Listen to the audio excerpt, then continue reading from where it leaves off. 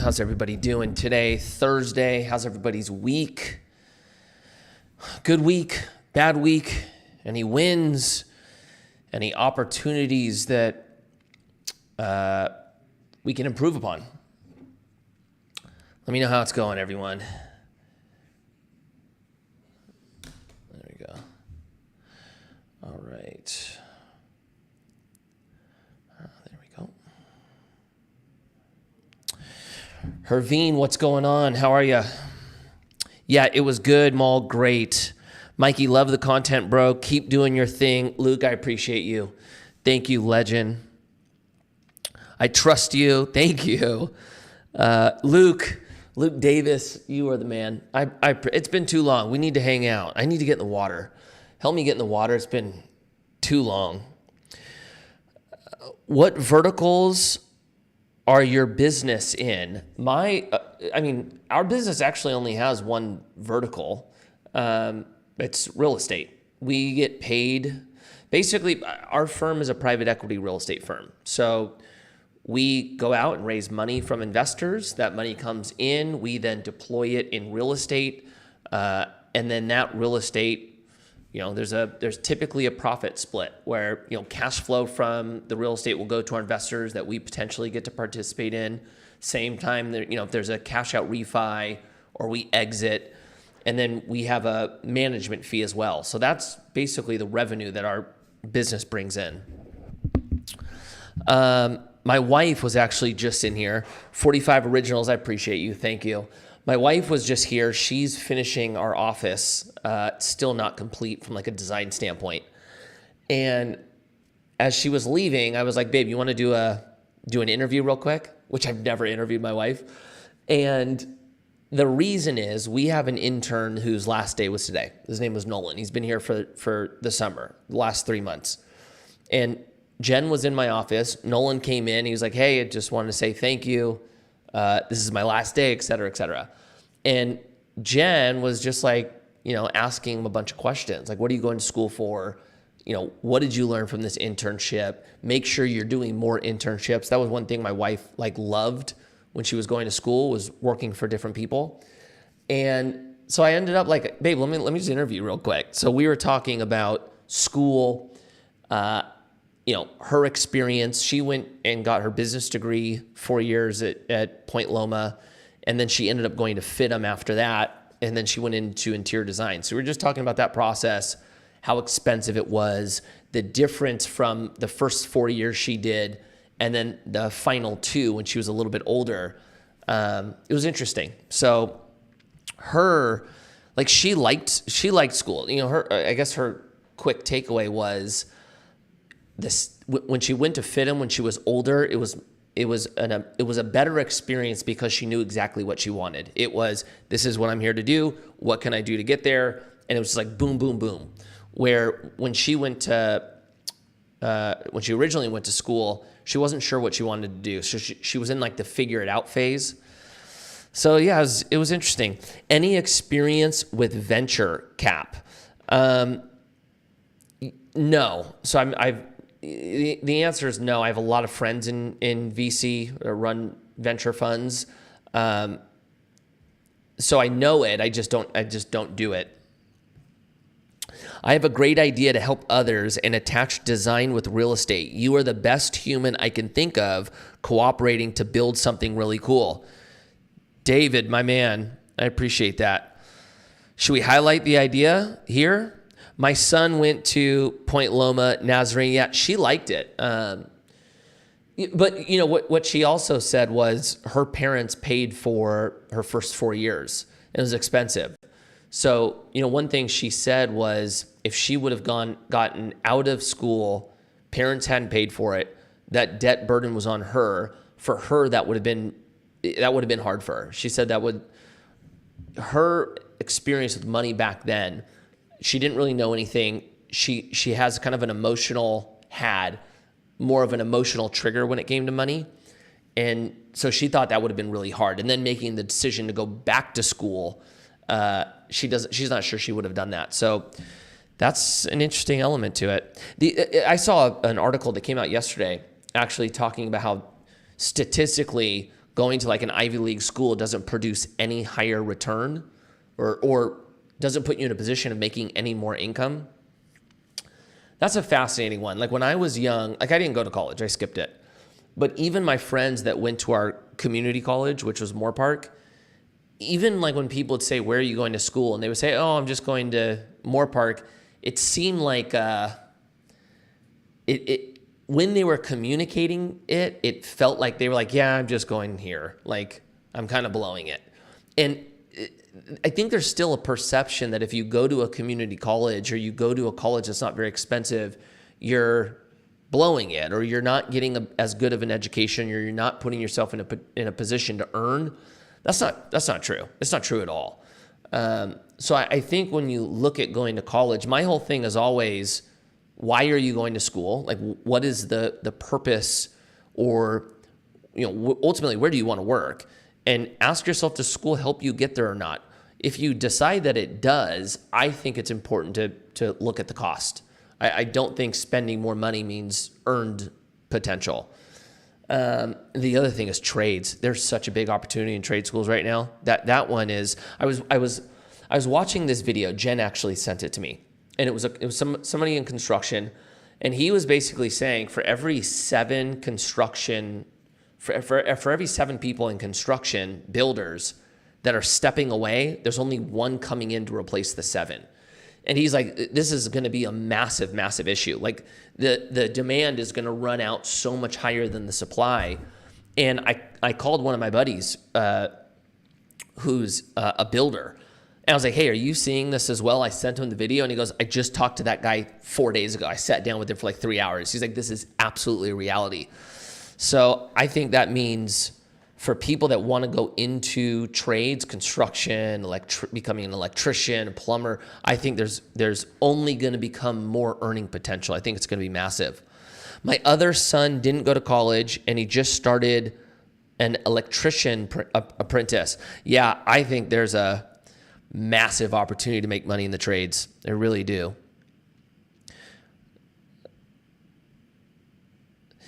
Ivy opens all doors to the right network.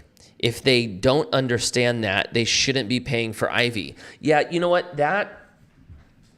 I get that argument. I really do. The network, there is value to that. I guess I would say I didn't have any of it. Not only did I not go to an Ivy League school, I didn't go to a school at all. And then I would make the argument that, like, yeah, I was a pro skateboarder, but like the relationships you build in the skateboard industry don't necessarily help you in the real world. And like I've been able to build up a pretty large network. So I think you can, I actually tend to believe there's a path towards that same network at a fraction of the cost. But you're correct. I think that's something to consider for sure. Are you going to speak about what for Evergrande? I don't know how you actually say it. The big Chinese firm. I didn't see. Did something happen today? They announced something today. They're in more trouble. To be fair, I haven't even had a chance to go online to look at any real news. I got an alert today about just the mortgage rates hitting a 20-year high. But I haven't been able to do that. I've been running around all day. I agree with you. Going to college doesn't guarantee a good outcome. My brother dropped out of Oregon State and is a multimillionaire now. My best friend Gary went to Pepperdine and is making $1 million a year. Yeah, it's interesting, right? Like, what did they say? All the C students are the ones who become entrepreneurs and make a bunch of money. That's not a totally fair statement, but I think school looks.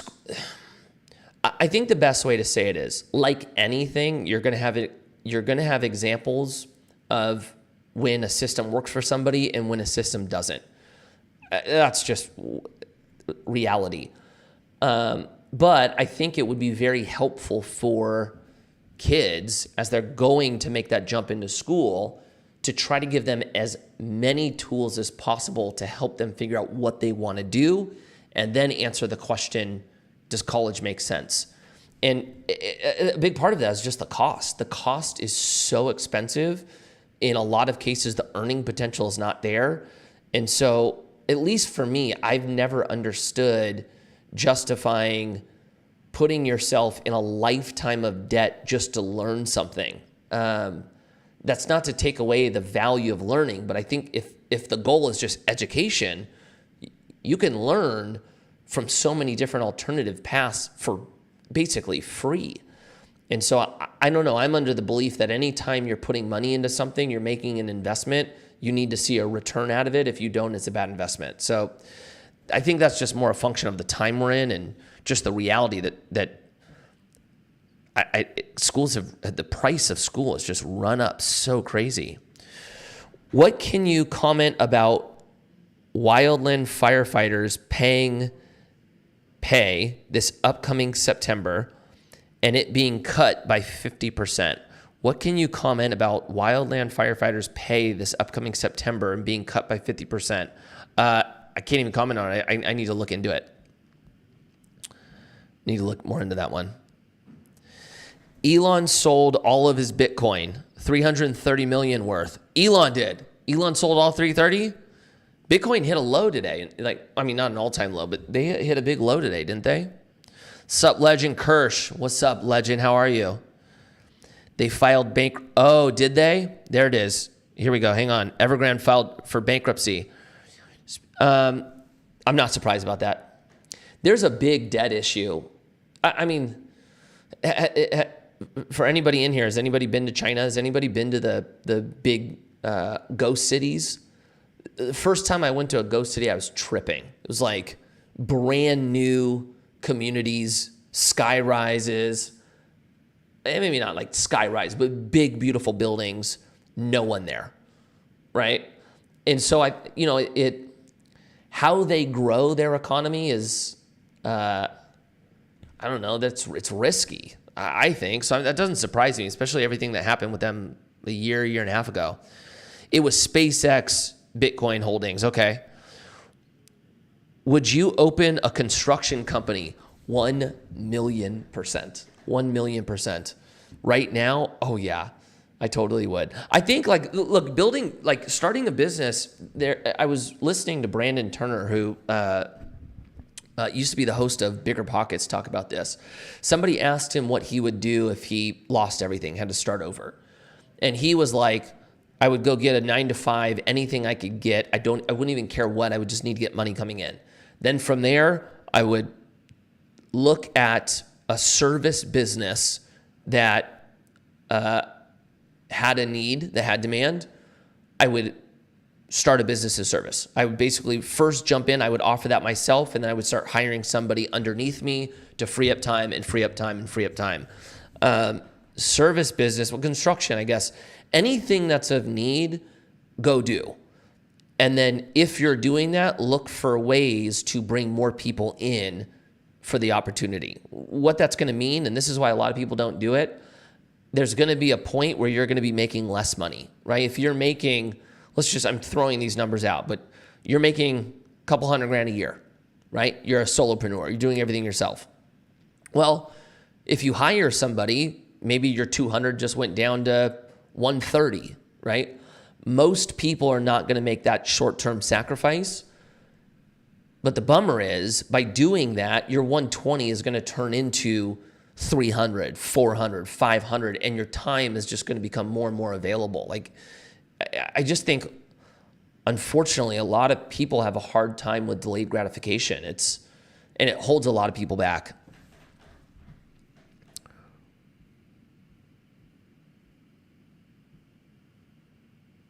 Let's open one. You know what? For me, my hands are full. There's going to be I'm not starting any companies for at least the next 3 years. I've got too much going on with our company and everything I'm doing that I don't have the free time available to start anything new right now, unfortunately. It's just too busy. But you should, I'm telling you that I think there's a big opportunity for that. Following real estate mongers talking advantage of displaced homeowners in Lahaina. Is it Lahaina? Is that how you say it? Unreal. Yeah, you know what? That one is gnarly. That one's really gnarly. Yeah, that one's really gnarly. Any real estate, well, it's interesting because it's like, it seems like it's the big ones, right? It seems like it's the Black Rocks. But when somebody goes through a terrible life circumstance like that, trying to make money off of that is the last thing that anyone should be thinking of. But unfortunately, greed is a reality to human behavior. It's hard to keep greed behind us. I was just there. That's the crazy part. My wife, my whole family was there 4 months ago. 4 months ago. My kids were like, when we told them it happened, we went and ate at, I can't remember the restaurant, but there's a restaurant like a burger spot where you sit at the top, it overlooks the water. And that's what we said to the kids. Remember the place where we had burgers? They're like, yeah. And then we showed them the photos. Yeah, trying to make money off that is not good. I'm developing trade programs for so many people that are reaching out to build my designs. Let's grow the construction industry. David Garcia, everybody that's in here, hit my guy David. Let's see what he's doing.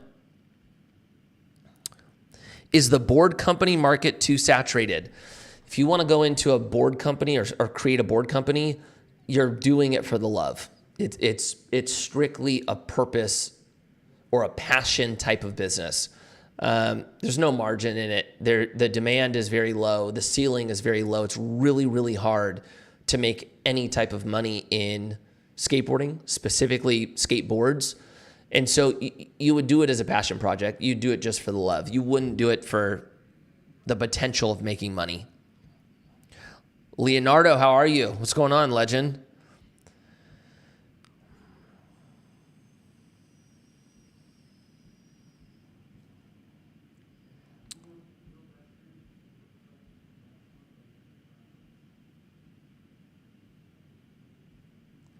All right, let me find a couple other questions.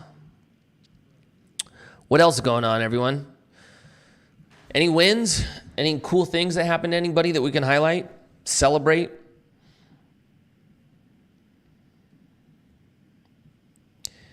Skate business, that's right.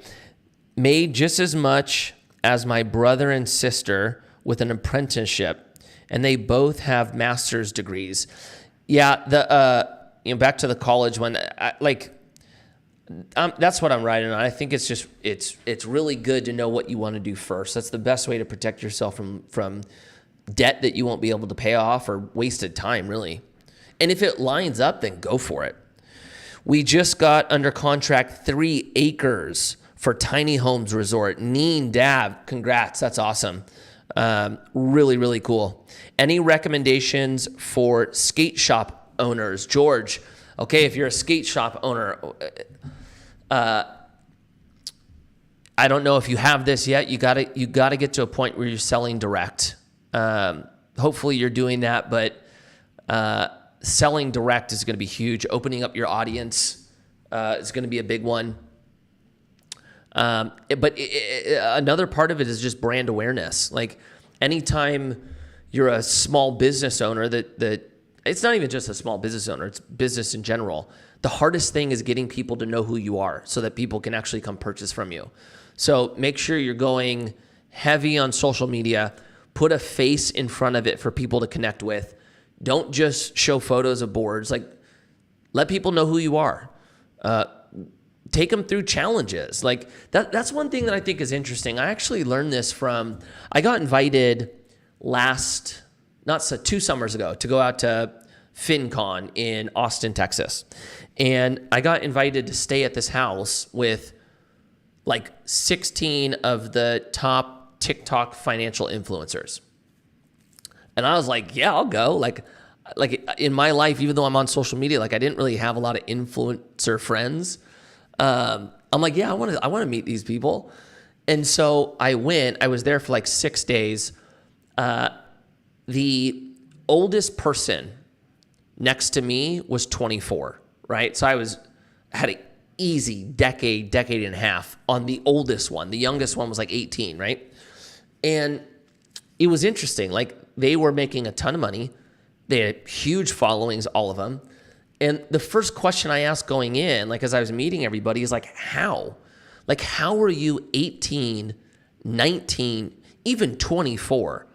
And you've got a channel that's popping off that you're making a ton of money from talking about finance and investing. It made no sense for me. I was like, you have no experience yet, right?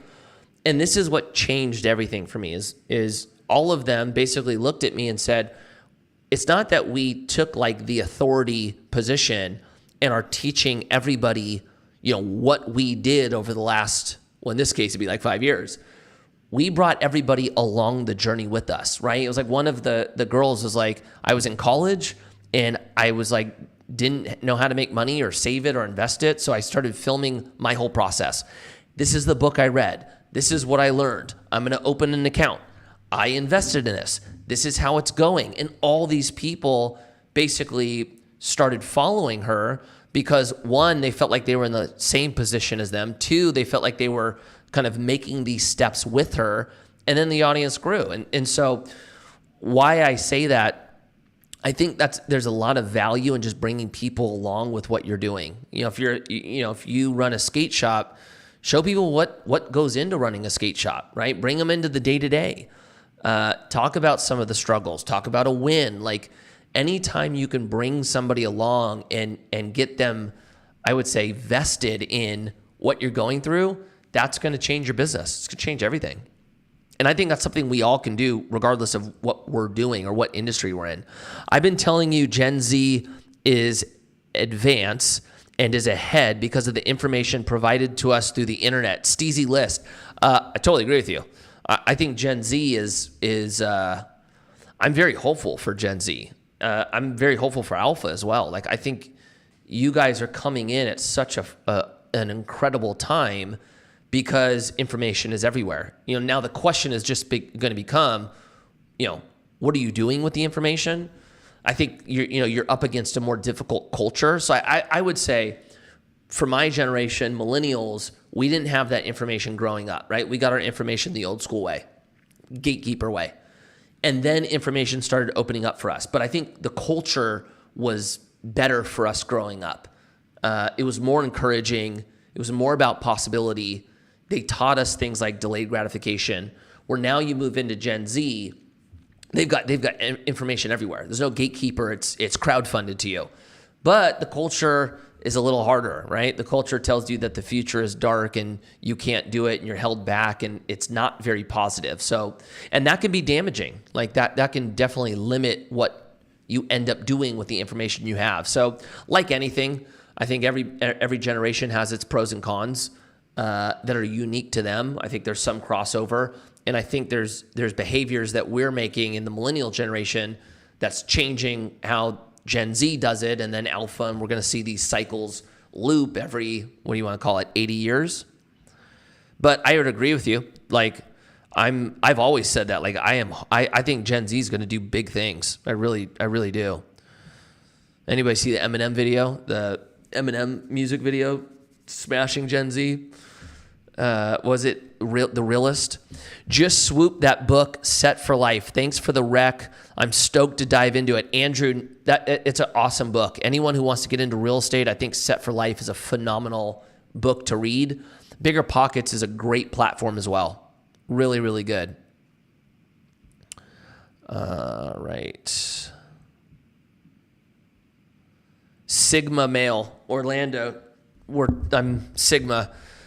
What's Sigma male mean? I'm not hip. Have you ever heard about riba in Islam? I have not. All right, let's see.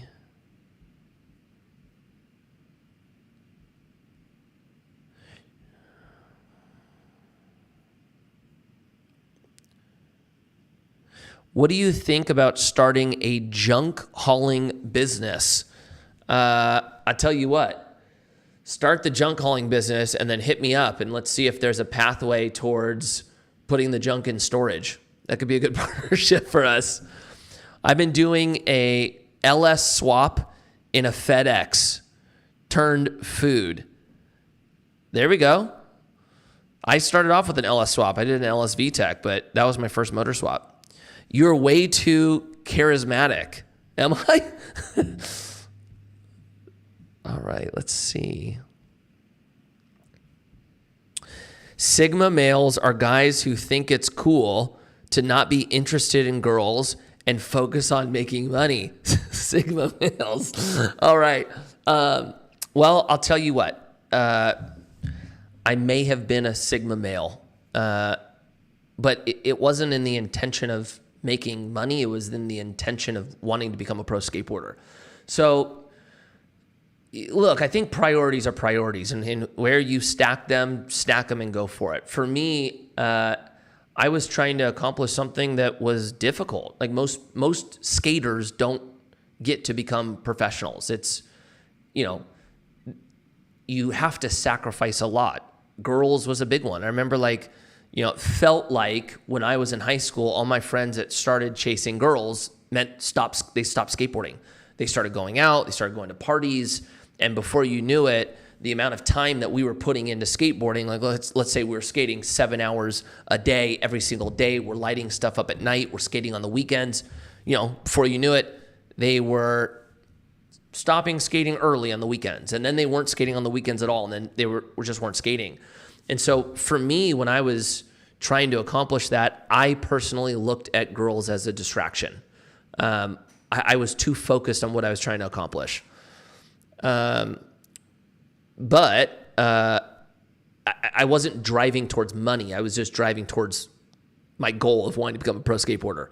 And then I started dating, and then I eventually got married. But honestly, my view, and it's interesting. It's something I actually haven't thought of. So I'm gonna go through this thought with you without even giving it much thought. It's coming out as I think it. When I was skating, I was really scared that dating and then eventually getting married was going to take time away from skateboarding, which meant my career was going to end early. I was really scared about that. And it was a big reason why I took so long to get married. Jen and I dated for 5.5 years before we got married. A big part of that is because every skater I ever watched get married, their career ended. And I just didn't want my career to end. For us, getting married actually didn't make it. Let me see. Getting married wasn't the hard part for us. It was having kids. Having kids is where it got really difficult. But Jen said something to me last week that was actually interesting. We were talking about just marriage, our marriage, the difficult years we had. And I kind of brought up just loosely what we're talking about now, but I mentioned how focused I was on skateboarding and how Jen, was a distant number two. And that was hard on our marriage, and that's not me justifying it. I looked at that as where I went wrong. And she was like, I don't even fault you for it, because when you're an athlete, you're already living off borrowed time. Every additional day you get as a pro athlete is a step closer to it ending. And the amount of pressure on not letting the opportunity be wasted is high. And so it's hard. I think that's something that's interesting. It's a dynamic that's tough, but I don't know. I think that's an interesting thought. Sigma male, maybe I was a Sigma male. Maybe I was, now that I think of it. What would you recommend teenagers go to college? My view on college, I think if you don't have a clear shot in high school of what you want to be, I think you should take a gap year off. I think you should take a gap year. Take a year off and go travel, go work for people, go get experience. Go get experience that will help you figure out what you want to do. And then once you know, then I think you ask yourself the question, does college help you get there? If you want to be a doctor, a lawyer, something that like you're going to school for, then you're going to school for it. That's a automatic. But if not, I think knowing where you want to go allows you to actually make a decision on the path there. Like without knowing the end, without having the end in mind, it's impossible to make a decision on how you're going to get there in the most clear path possible. And so I think it's important to know what you want to do. And then it's going to help you figure out the financial aspect, right? Knowing what the earning potential is off the career choice that you're, going into will help you decide if taking on debt is worth it or not, right? Too many people get into student debt and then get into a career that doesn't even give them the ability to pay the debt back. That's not good. And so I think a gap year is actually huge. I think that's a big one. And then I think also knowing that spending more money on college doesn't mean higher income potential. Like college is really good at marketing. Like when you think about it, they're marketing machines, right? They are good at making us believe that the more money we spend on college, the more earning potential we have. But the data does not support that at all. Do you think there's appreciation in the fringe markets around Chicago? Gary Hammond, East Chicago. I don't know. I would have to do I'd have to do a deep dive on the market there, on a market study. I would say, what you want to see, you want to see population growth. You want to see high occupancy. You want to see rent growth. You want to see diversity in major employers. And if that's the case, then I think, there's an argument to be made that there's an appreciation opportunity there. But you really gotta look at the data on that one. And I haven't seen the data on that market.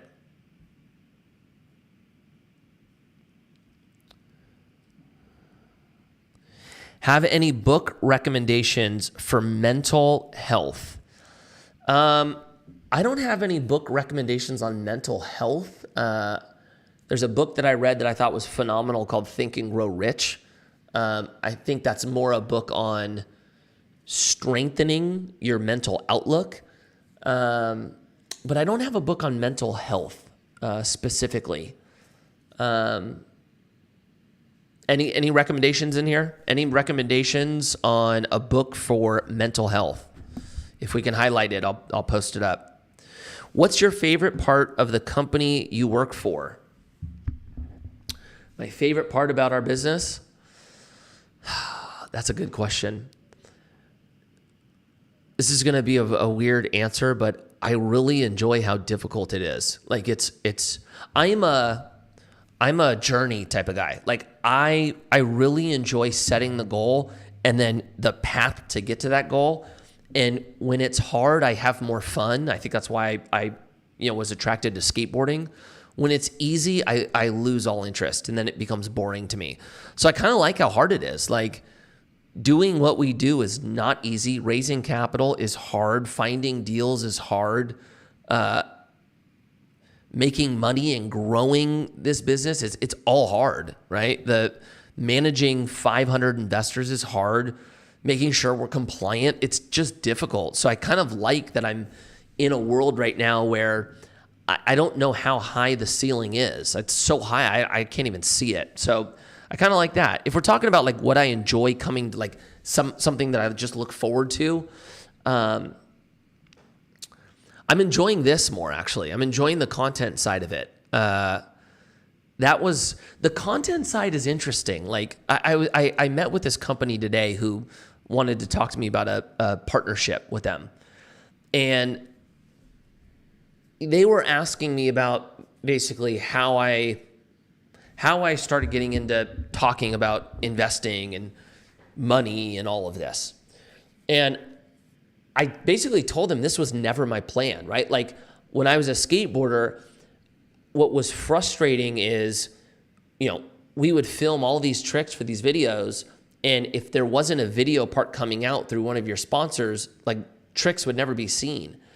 And, when Instagram really started launching videos, I was like, oh my gosh, this is crazy. Like, this is a way for me to put out more content, because I was somebody who got a lot of clips. Like, maybe some of the clips were more average, but I got a lot of them. So I love that I felt like I could create more demand for basically product through social media. Well, when skateboarding ended, I legitimately thought I was just gonna like let these platforms go to waste. I thought Instagram, Facebook, Twitter, all these things were just like, I couldn't do anything with them anymore, which is interesting. Then I had the idea to do basically Commune. And I wanted to use the same strategy that we used for St. Archer. And with St. Archer, a big thing that we did was, all of our investors, we highlighted them. We highlighted their stories. We very rarely marketed a product. We were marketing people and creating content that, in theory could have people who were following our business, purchasing our business, resonate with actual individuals and not just the product. And so I wanted to do that with Commune. And honestly, at that point, I was just going to be behind the scenes. I was going to be like, nobody is going to see me front facing. And then I started calling people that I wanted to create these films on. And, I would outline what we wanted to do, and I wanted to tell their story, but I wanted there to be kind of a financial aspect to it. What's something you spent too much money on that you regret? What's something that, what was a financial mistake? What's been, great investments, not from a return, but what are you glad you invested in? Like, having some type of financial element to it. And I couldn't get anybody to do it. It was no after no after no. I don't feel comfortable talking about money. If I talk about money, I'm worried about what my audience is going to think.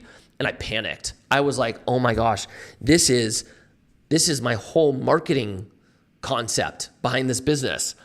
And I got so panicked that I was just like, screw it, I'm doing it myself. Like, if I can't get anybody to say yes, I'll do it. I'll just do it. I'll be the face. I'll just create content every day.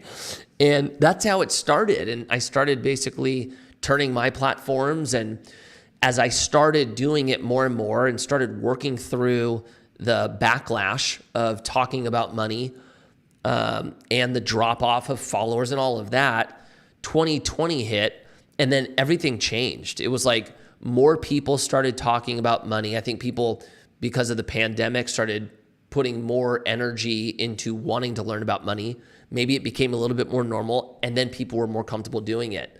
But all that to say, like, I wasn't even planning on doing this, which is wild. And then it's worked out. Like, I'm so stoked I did now, because now it's like there's a part of this that's very fulfilling because it feels like I'm, helping and potentially making an impact. So it's crazy how it all worked out. We enjoy the content in regular lives. D. Musey, thank you. I appreciate you too. Skateboarding is one of the hardest sports, no cap. It really is. It really is. Young Pueblo's book are great for mental health. The Book Lighter is great. Okay, there's a recommendation. The Book Lighter is great. Heck yeah, thank you for that. The Blurry Breezy Rider, thank you for that. Rick Rubin's new book is not about mental health, but a valuable adjacent read. Dave Snyder, thank you for that. Appreciate that. Think and Grow Rich Every Day. That was a big book for me. You want to hear a funny story? Mikey, you are beast at skateboarding. Thank you. Don Wilder. The first time I Think and Grow Rich was one of the first books I read in the financial space. It came right after Think and Grow Rich, or Rich Dad Poor Dad. The first time I read Think and Grow Rich was on an Italy trip with Retta.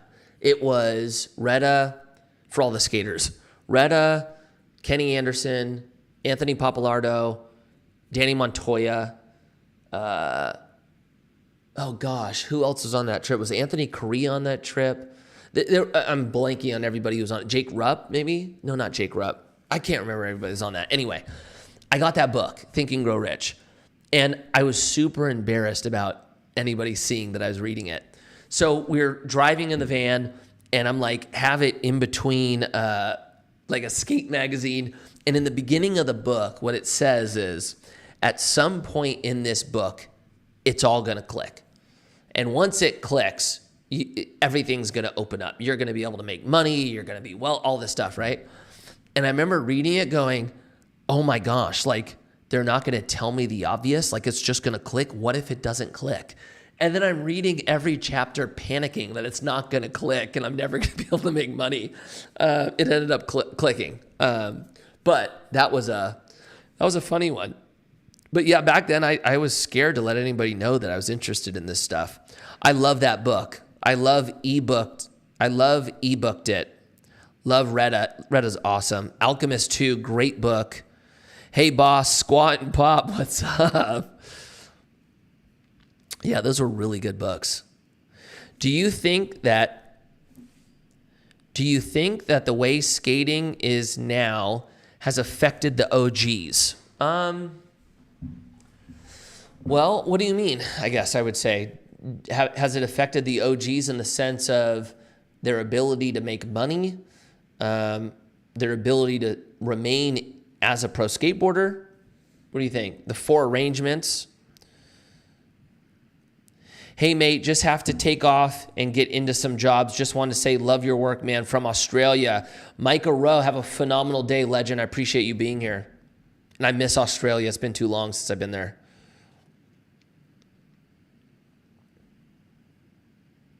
If the real FB216 is in here, let me know what you think about that. In what way do you think it's affected OGs? Are they having a harder time? Yeah. What did you learn from Think and Grow Rich? Jonathan, okay, what I learned from Think and Grow Rich. And this one goes back to what I was talking about with the generations, Millennial and Gen Z. The real concept of Think and Grow Rich is really your belief becomes your reality. Your perception becomes reality. If you believe it, you can achieve it, right? And the challenge that we all have, I struggle with this today, is if we don't think it's possible, it's not. So wherever we choose to set the bar based on possibility, that's as high as we get to go, even though that's a made up number, right? So what does that look like? You may tell yourself, the most money I can ever make is $100,000. I'll never be able to make more than 100K, right? 6 figures is never an opportunity for me. I'm not talented enough. I can never have that. You're right. Like if you believe that, then you're correct. But the premise of the book is why? Like instead of, ask yourself how can I make more? And the second you start challenging that belief system and say, you know what, I can make more than 100K. I can make 100K a month. How do I make 100K a month? Then all this possibility starts opening. And really what's fascinating is our subconscious plays such a big part of this, and the way our brain operates, it's built to figure out solutions to problems. And so when you put a problem in front of it, we naturally start to find ways of basically getting there. And money's a big one, right? Like, and it's interesting, like I have a hard time with where I set the bar as well. It's like when we started St. Archer, I wasn't sure we were going to be able to raise $1 million. We had a plan of raising $1.5 million, 1.5 billion, but we needed to get to 2.5. Raising $1.5 million sounded outrageous.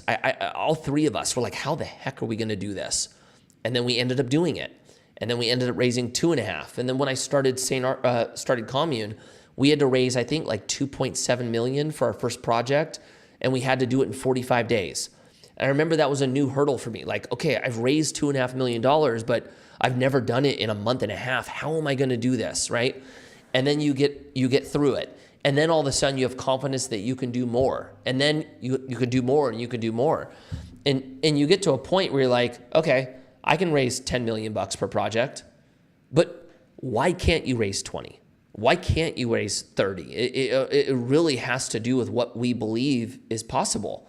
That's the premise of the book, really is. Like really learning how to change your view on what is possible. I think David Goggins actually, there's a part of his book, if you haven't read his book, it's called You Can't Hurt Me. There's a part of his book that he talks about basically the governorship. We have a mental governorship. And we get to a point of like talking about like physical exhaustion, for example. We get to a point where our body says no more. We're done. Like we are maxed out. I have nothing left. And we think that's the ceiling. It's actually only about 40%. We have 60% more to go, but our governor basically stops us at 40.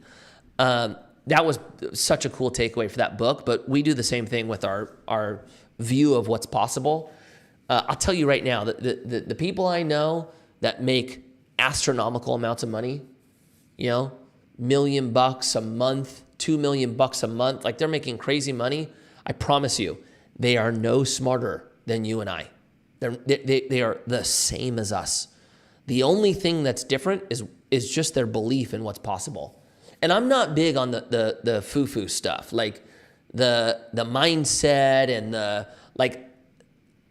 I'm not huge on that. Like I truly believe that you have to think it's possible, but I'm not like a mindset person. That is absolute reality though. Like what you believe is possible or the only difference between the people who are making crazy money and us, it's just their belief that they can go do it, and then they just go do it.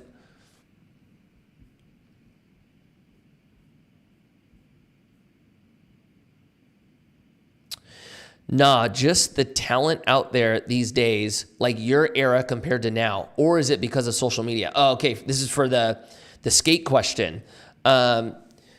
The talent is crazy now, but that's how it goes, right? The social media has sped up how fast kids learn. It's crazy. You have kids who are not sponsored that are better than pros. That's social media has done that. Does that make it harder for OGs? 1,000,000%. But what's interesting, this is the part that I always thought was fascinating. It took me a while to learn this. Talent doesn't mean demand, right? Like you can be a phenomenal skateboarder and not be able to sell anything. So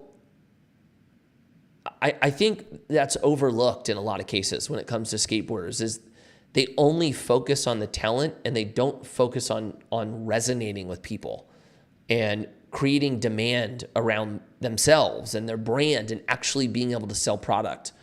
That one I think is huge. I think that's a huge earning potential. The other thing I think that would change is skateboarders are by and large still doing the old school model of making money.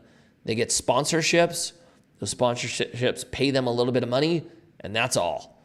Like they don't take advantage of the audience that they build, and they don't create revenue streams off of it. That's got to change. I'd say the only ones doing that are the YouTube skaters. But like the YouTube skaters want to like do it the old school. It's the weirdest thing, right? Like the skateboarding model is so broken. And I know for people that don't follow me for skateboarding, I'll just give it to you real quick. Skateboarding, as far as trend setting goes, we're typically very ahead of the trend. As far as business goes, we're prehistoric. Like we are so backwards. We're doing business like we did in the 90s. And the YouTube skaters, in my perspective, are the future. Like that is how everybody should be doing it. You're putting all of your income potential and ultimately future in your hands, but like the YouTube skaters don't feel solidified that they don't have the conventional sponsor and the contract, and so they want that. We're at an interesting time. Atomic Habits, that's a phenomenal book. Compound Effect is a really good one as well. Good ones. Steezy List, do you think influencer skateboarding is good to and for the hobby? 100%. Yeah, 100%. I think the reality is grabbing attention is everything. Like grabbing attention, in my perspective, is more important than skill. It's more important than a product. It's more important than a service. It's everything. Because you could be the best skateboarder in the world. If no one knows who you are, you're not the best. Nobody knows. Like, what's the point? You can have the best service in the world. No one knows who you are. What's the point? And so you have to learn how to grab attention. And I think building an audience is the way to do that. Outside with little money. There's a way to invest in real estate in the USA form. Thanks for dropping on live. I appreciate you, legend. Hang on, looks like there was okay. Quick question. Do you think it's worth moving to the USA with the current climate, working in healthcare industry? Morgan, what do you mean by the current climate? Do you mean just with the political climate? Is that what you mean? And where are you from? Where do you live now? YouTubers figured out branding at light speed. It's taken skateboarders a while to find themselves behind their sponsors. It's like you said about longevity and loyalty to the employer. Shorty Hank, you're 100% right. Spot on. Want to give me some money so I can get a new laptop? No, but I will potentially pay you for a service. I think that's a good one. What can you do? What can you do here that deserves, what can you do for me that is worth me giving you money for you then to buy a laptop? I think money, like, it comes back to what is money, right? My view of money, like, I think money is just a representation of your contribution to society. Bigger contribution you make, more money you make. In that view, though, you always get pushback on teachers. Well, teachers make a huge impact, which they do. But I would say the challenge on income potential for teachers is the impact they're making is on 22 kids a year. There's a lot of months in that year they don't work. And then on top of that, I don't think the school system is built to really show the true return of a teacher. So you've got a couple challenges there for teachers, unfortunately. And an elevator came to my first house that I'm buying today. Did you mean to say elevator? That's a big house. You got an elevator in it. I can edit your videos for you. King's Production. Now we're talking. Okay. Hit me a DM. How many videos are we doing? And let's figure out the price. Let's get you a laptop, big dog. Fan of starting an FBA business, Fulfillment by Amazon. I have two close friends of mine who are absolutely crushing it with that. Fulfillment by Amazon, I think, is psycho. I think the Amazon storefront page for influencers is psycho. I think you building out pages for influencers, I think all of that is huge opportunity. Yeah, I think that's a really good opportunity. But has a lot to do on the house flip.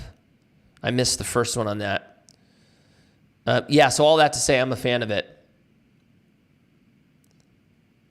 Bitcoin is going to zero. If Bitcoin goes to zero, who's buying? I'll buy Bitcoin at zero, for sure. What are the risks to a first-time home buyer using a FHA loan to buy, live in a duplex? Well, the risk of an FHA loan is you're putting less down, which means your payments are going to be higher. If you're doing it in a duplex, you're relying typically on the person renting the other unit to help you cover your mortgage. And because it's not a building at scale, if somebody moves out, you're now at 50% vacancy. So you need to equate for that. My view on house hacking, what I would do is I would make sure I have reserves, right? Like I would be stacking money in reserves for any type of maintenance. And then in a scenario where somebody moves out, maybe you've got some months where you're able to float it. But that's a risk there.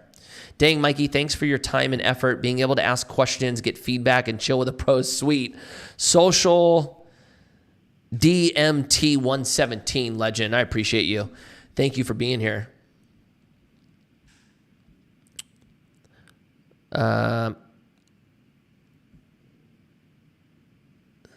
Assessor. Okay. Oh. Wait. Now I lost the first question. that you asked. Oh, an assessor came to my first house that I'm buying today. Okay? Buying for $90K and value at $120. Assessor, somebody coming to do an appraisal. Squat and pot. Let me look for the next one. But has a lot to do on the house to flip. Okay? Tracking. Okay, so what's the question? Is it a good squat? Here we go. Hope you have a good night. I'm heading to skate a little. Got to go up north for a job on Saturday. Keep killing it. Okay, squat and pop. If you're flipping it, that's awesome that it's appraised for more than you're buying it for. You're buying automatic equity. That's awesome. If money needs to go into it, you just run the numbers. How much needs to go in? What is my potential for selling? And then run the numbers if more money has to go in to fix it and it takes you longer to sell, and then run the numbers on having to sell at a discount. Do you have any revenue streams outside of real estate at the moment? Skate, social, etc. Okay, my revenue streams. Let's see. So out of my business right now, I have a W-2 income as president. I have K-1 income from my business, my ownership in the business as a dividend when we give out dividends. And then I have passive income coming in from the investments that our company manages. So that's my business here. I have some money coming in from city council. Not a lot, but that's coming in. I make a little bit of money from my platforms. YouTube pays me a little bit. TikTok pays me a little bit. I'm trying to think if I have any other residual income. I have investments that pay dividends, but I'm trying to think if I have anything that's not from investments. I do speaking engagements. I have actually 2 coming up next month. One of them is going to be a larger audience. I'm speaking in front of 5,000 people, but I get paid for speaking engagements. That might be it. Some of the social media platforms, if I ever do a brand partnership, but it's very rare that I do them. So I have a little bit of income coming in outside of investments and commune. I'm not sure how much it is if I added it up, though. I'm going to know pretty soon, so I have to go over my numbers here shortly. Should I sell houses as is or fix it up a bit? It is worth the effort in today's world. It really, really depends. Depends on how much money and effort you need to put in and what the potential earn is that you could make. If it's worth it, then yeah, do it. If it's not, then sell it as is. I know Thatch has a model on how he does this. Like, if it doesn't have a huge margin, he sells it. If it has a little bit of margin, he wholesales it. If it's got decent margin, he flips it. If it's got a ton, he builds it and holds it, right? I think it's his model. Congratulations on your recent post of building your $40 million apartment. So glad I met you at Shaver long ago and helped you and your wife and kids with that cart. You are such a legend, my man.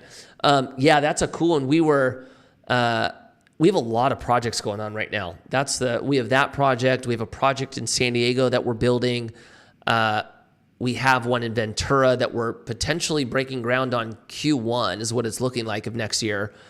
And then we have 2 closings scheduled in Ventura right after that. And then we've got a couple storage projects that we're looking at. So we're going to have a lot in development here potentially next year, God willing. So yeah, it's been crazy. Really has. The GOAT, Seth. I was talking about you today, Seth. I had lunch with Russ today.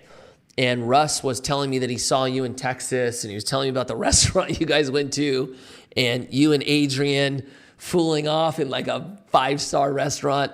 Yeah, you are the man. I miss you. I'm glad to see everything popping off with you. Your channels are exploding. I swear you're at a Taylor Swift concert every week. I'm so glad you're crushing it, man. All right, let me make sure I didn't miss anything. City Star, Sean Hopkins, my man. My mom tried to be a real estate agent. Why do you think it's so hard to get above water in a career like that. Yeah, real estate agents do I have any real estate agents in the live right now? Real estate agents have a really, really hard time surviving in the career.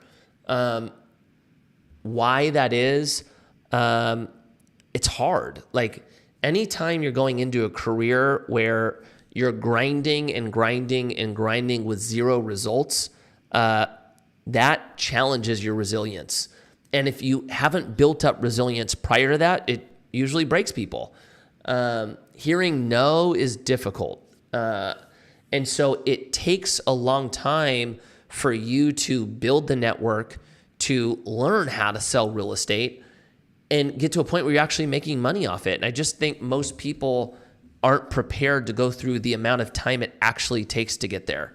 So it's just, I think it's just hard. I think in general for people that get into sales, but I think it's a resilience thing. I think most people aren't prepared to grind for 3 years before they really make money. You know, I think most people see real estate agents, they're like, every single real estate agent drives a Range Rover and they're wearing Prada, and like these people are just rich, all of them. Like, yeah, I'm jumping in. And then they jump in and that's not the case, right? Like most real estate agents spend everything they make. Most of them are living off credit. Like building a successful career in real estate where you're really making money takes a lot of time.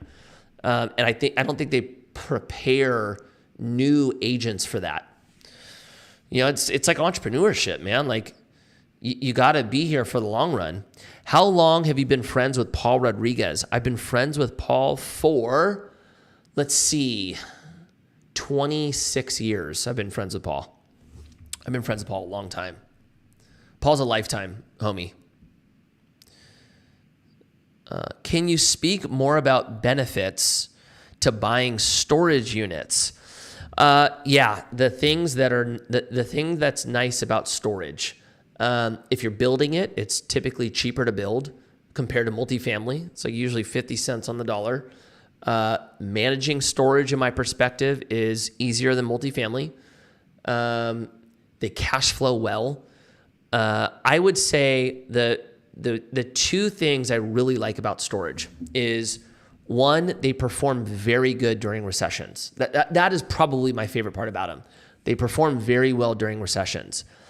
And two, I would say, it's kind of become more of a trendy asset class, but for a long time, like nobody messed with storage. So it felt like we were in an industry that like no one was messing with, that had crazy demand, that cash flowed well and performed well during recessions. So it's a good asset class. But it's a little on the boring side. Like I think storage qualifies as one of those boring businesses, you know?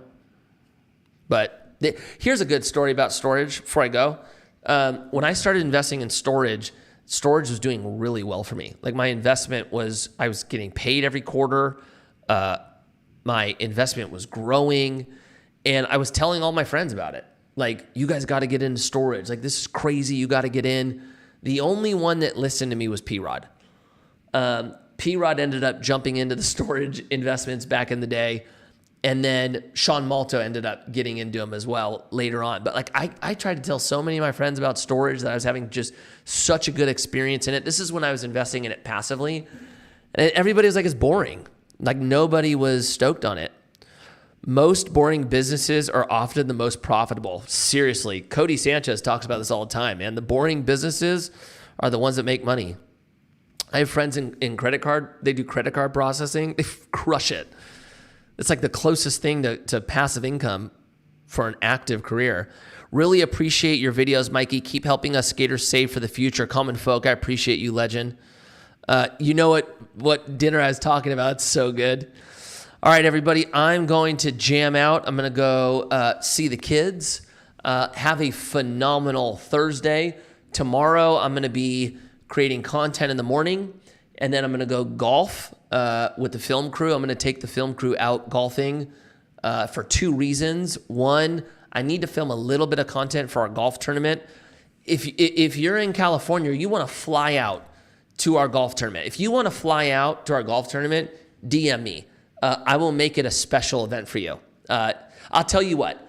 if you want to fly out for our golf tournament and you come to our golf tournament, the next day you could spend the entire day with me. I'll make a whole day with anyone who does that the next day. Let's do that. If you're in California and you come to our golf tournament, DM me if you want to go. I'll send you the link. I'm trying to think of cool ways that would make it give you guys value for going. One, it's for a phenomenal cause.